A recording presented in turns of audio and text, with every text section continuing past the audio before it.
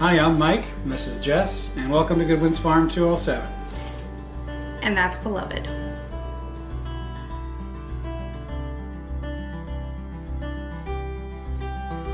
Today's video is going to be a little different than our normal type of video.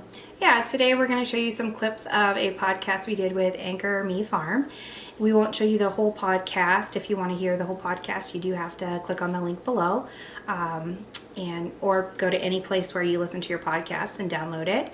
Anchor Me Farm is another farm here in Windsor, Maine. They're just down the road from us. I believe they consider themselves a wellness farm. I absolutely love what they do, their concept. Their farm was started to help people that are just really dealing with like mental health issues, to give you a place to go and just relax with your animals and just get some animal therapy. So definitely check out their page, check out their podcast, donate if you can. It's a wonderful mission. They are a nonprofit as well. They have filed all the official paperwork, and we're really happy to have this opportunity to be on their podcast. Yeah, it was a lot of fun chatting with them, and we hope you enjoy. Yeah, there was definitely a bunch of comedy too, so. Always is when you get a bunch of like-minded people together. Yes. So check out this clip. Episode 48 of the Anchor Me Farm podcast. I'm Brian. I'm Kara. And we have guests today. Yay. Introduce yourselves. Well, I'm Mike, and this is Jess, and we're from Goodwin's Farm 207. 207 is the area code for Maine, in case you're not familiar. Was Goodwin Farm already taken? Did you have to add? Yeah. Yes, there was actually already a Goodwin's farm in a different part of Maine. I'm not even sure if they're still in existence, but their name still existed, so we added the Website or social media handle was taken, so Everything. we had to add the 207 to make it unique. But I like that you Yeah. didn't just choose just any number. You chose like the area code for Maine, so that kind of makes it feel like it's on purpose. Yeah. Even though you kind of were pushed into it, it's like kind of takes ownership of it. yeah. Took the goat by the horns. Literally. Literally. So we do have a few questions that Carol wants me to read. Yeah, She she doesn't takes wanna- the lead. All right. So I guess let's start with what kind of farm do you have? That's a great question. So, because there's all these definitions for farms now, like, oh, is it a hobby farm? Is it a family farm? Is it a homestead? And I have yet to really find the definition between what a homestead is versus a hobby farm, because it seems very, very similar.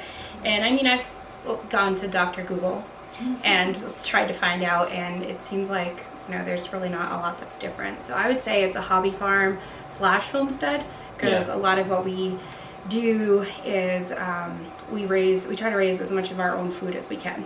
Okay. We kind of restarted the family farm because I grew up in Windsor, and the farm that we have now was actually built in the 70s by my grandfather, and he was a pig farmer, had like 200-300 heads of pig at the time. And then my parents purchased it from them back in, I think it was the 90s at some point, and we did like a small family farm because my dad really believed in like raising our own food, and we always called it his critters. He loved his critters. So I moved back to Windsor in early 2000s, and I actually didn't have animals other than chickens for like a long time, and then I didn't have any animals for a while. I went through some life changes, and then back in 2020, when everybody else kind of started the boom of homesteading, I guess you could say, we restarted, but that's not why. We restarted it because my oldest son at the time was moving out, and he was moving away, and I think it was kind of a combination between wanting to grow healthier food for our family and a little bit of empty nest syndrome. Oh, Yeah. So let's replace the kids and all that with animals. So it kind of started with, I think it started with a rabbit first. Actually, I was like, let's get a bunny. They're cute and they're fun. And then we got chickens, and then Ducks. and then goats. And then cows. Oh, wow. And yeah, we went from not having anything more than cats and a couple dogs to having like 6 varieties of livestock within probably about as many months, 6 Yeah. months or so. So it's her. Oh, absolutely. There's always one person. Yeah. Yeah. There's one person in the couple, and you don't know who it is until you talk to them. But one person is always bringing animals home. One of my famous sayings is "Don't be mad, but." Yeah. And then he's always like, Exactly. "What animal did you get?" Immediately followed up by how much did it cost? Yes. Yeah. Yeah. There was one time where you went to pick up goats in a quantity that I knew of, and I was away and I came back and there was more goats than what I was expecting. Oops. Yes, but it took you like a week to realize it, so does it really count? Yes. Nah. That joke in Maine about one person being the person, and it everybody laughs across the state. So this is like all of Maine. One person in the couple is bringing animals home.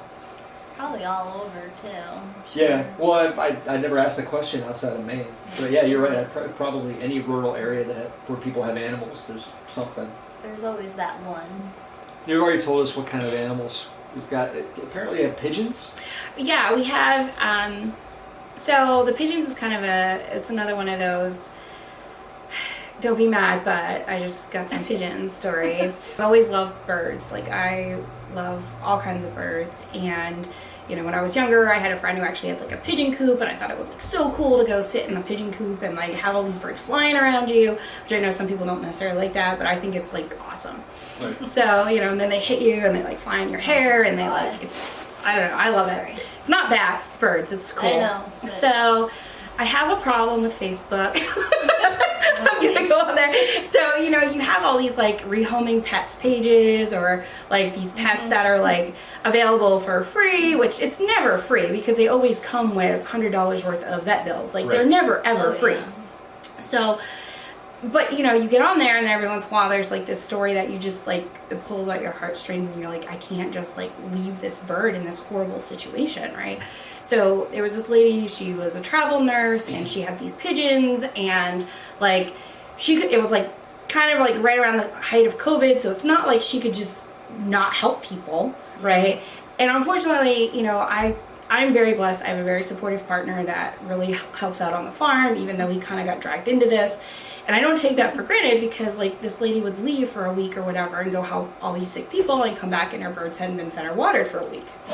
So I'm like, all right, yes, absolutely. I will take them in. I don't really, we'll build them this coop. And it was like this, they kind of became a pet and it was really great. And then they started reproducing like mad. And I was like, oh wow, I didn't know they reproduced this fast. Like they were laying eggs all the time. And like the first, like try to do things as close to their natural habitat and how they would live in the wild as you can with domesticated animals, because they're all domesticated, so they all need human intervention. That's just their reality. So we tried to set up their coop with like natural things and all this other stuff, and then their first hatchlings didn't survive, which was really sad. But then after that, they kind of got the rhythm down, and like they were hatching 2 birds at a time. And I was like, well, because we do raise food, that we raise animals for food and stuff. And I was like, well, maybe we could like eat squab. Like maybe we could learn to like this. Mm. I couldn't do it. We ended up selling a bunch of them. Now we're down to like, I think we have one left that just, has become our stay pigeon. That's our pet. We can tell from your YouTube channel you have a lot of dogs. So you're rescuing dogs and apparently pigeons. So is it what kind of other rescues? We don't discriminate when it comes. Well, she doesn't discriminate when it comes to rescue. It's pigeons or cats or dogs. Yeah, I mean, we're not like, I wouldn't say we're like an official rescue because we, aren't. I'm one of those people that I've always loved animals more than people. I know that probably sounds horrible, but it's true. Like, I would rather be, even when I was little, I'd rather be out with the barn cats or whatever critters we had at the time, playing with them, because just animals don't judge you. Like, they're great. Like, so my whole adult life, I've always had dogs, and I've always dragged rescue animals home. And I'm like, well, this dog was on its way to a kill shelter. How can I let it go to a kill shelter? Right. And I've done a lot of classes on dog training and retraining and behavioral stuff with dogs. And so I've taken a lot of dogs in and rehabilitated them and found them a good home. Because obviously you can't have 500 dogs in your house. If we could, I would. Like, that would just be amazing to just come home and like have this pack of dogs greet you. Well, I kind of have that now. You know, I mean, it's awesome. So when we started the farm, it gave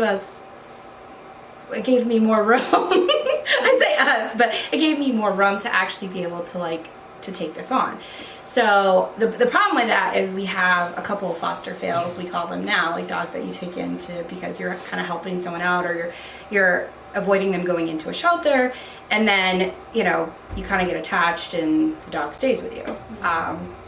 And I'm also really picky who. Oh, because you're failing to let go of them. Yes, yeah. Or I'm really picky who I will rehome animals to as well. If it's a working dog, I'm not going to rehome it to somebody who's going to live in an apartment, because you're setting the dog up for failure. Oh, yeah. And the human up for failure too, because at that point they think they're getting a pet, and really what they're getting is a dog that's going to rip their place apart when they're gone, because it's bored.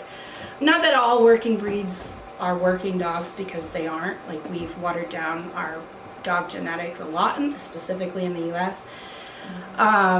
But again, you can kind of tell which dogs really need a job and which dogs would make a great couch potato. Yeah, their energy if they're high energy, it's got to come out somehow. Absolutely. It's going to come out somehow. Mm-hmm. So, And it's I could talk for dogs about hours. That could be like a whole show in and of itself, honestly, because I just absolutely love dogs. I've done a lot of research on them, a lot of studying, and a lot of working with different breeds of dogs. Specifically, like recently, livestock guardian dogs in the more recent years is what I've really focused on a lot, because there's just a lot of rescues out there, unfortunately, which is sad, and I love that breed, and it's kind of sad when you stop and think about like what some breeders have done to some of the genetics of those breeds, because they've just been kind of watered down and haven't really lived up to what they were originally bred for. As far as, no, we don't discriminate. I have 11 cats. Oh my. All of which are because these cats needed homes, or they were going to end up in the shelter. I am not against animal shelters. I think they have a place. I love the fact of what they do. But I also think it's sad that we have to have animal shelters, because people are responsible when they're breeding their animals. Oh, yeah. Especially with your working breed dogs, I feel like you set them up for failure sometimes, because the way some of our shelters are laid out. Like, you're putting this dog that needs room to run and work and mental stimulus, because it's not just the energy levels, they also need mental stimulus to be engaged and to not get bored, and you're putting them in a 10 by 10 kennel or something, and so there's no way for them to become their best selves. Right, so obviously they're gonna only digress, and you can have the most loving staff, and it's nothing against the staff, it's nothing against the shelters. I think it's great what they do, and you obviously have to have a heart for animals to work there, but it's the fact that, you're really setting these dogs up for failure at that point, because, you come in, you're a family, and you want this dog, and you see this dog, and either way, how that dog interacts with you that day that you happen to be out to adopt a dog is really what's going to determine whether or not you take that dog. Okay. Whereas if you take that same dog and you put it in a home for 6 months, and now it's gotten time to build trust with humans again and things like that, it's going to be a completely different dog. Yeah. So, I mean, they have these clips about it takes 3 days for them just to kind of de-stress from moving, and it takes another 7, it could take up to 7 weeks before they actually start to build trust, and 6 months before you actually really find out who this dog is, because it can take a really long time for dogs to earn your trust. Livestock guardian dogs, what I've found, are you might as well just double those timelines, because it's they're very independent thinkers. They are just different types of dogs, so when you get them, they are very shy and nervous and scared, because they don't know you, and it takes longer to build that trust, because your German Shepherds, they want to be trained. We have 2 of those too. They love to be trained. They love to be told what to do. They love to learn new things.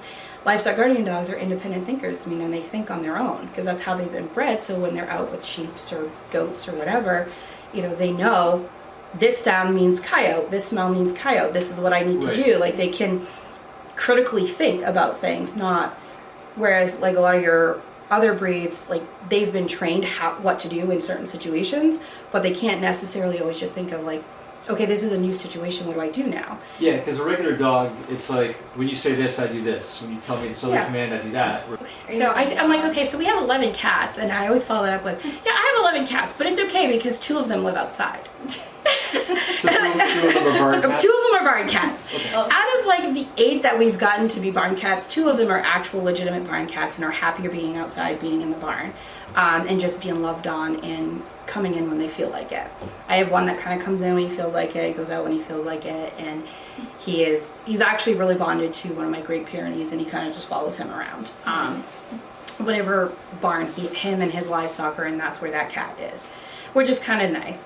And then I have another one that she lives in the hayloft. That's where she wants to be. And So I noticed in your YouTubes that in your YouTubes, I went onto the YouTube and I looked at your YouTubes. And I saw one where you were building some gates in your barn, Probably, and it was yeah. like double speed, so you could see how you were building it. And one thing I'm always fascinated by is we all try to use whatever we find laying around. yes. So it's like, rather than go and buy all these building materials, like, well, I have this old panel from a dog kennel that would probably make a pretty good gate, and, Yeah. and we have them out here. We've done that kind of thing here. But you've used pallets and other stuff and secured it, and it seems to be working for you pretty well. I mean, what's the weirdest thing that you've had to build from like found materials? I'm gonna let you take this because it's not weird for me because this is how I grew up. Well, we hope you enjoyed the sampling of our podcast with Anchor Me Farms. Yeah, it's always a lot of fun when you get 2 farmers together. As you can see, Beloved is Beloved's here hanging out with us. I guess I probably should mention this. He's she or he, we're really not sure. We're calling her a girl because she gets a little feisty at times and talkative. Anyway, she's a peach-faced lovebird. She's one of our newest additions here at the Goodwin's farm. She is a pet, and she loves to ride around on my shoulder and help me with my hair in the morning, as you've seen on probably some of our shorts. She's just kind of checking things out. She's not used to seeing me with my glasses on because I don't have them on in the morning. So right now she thinks they're a toy.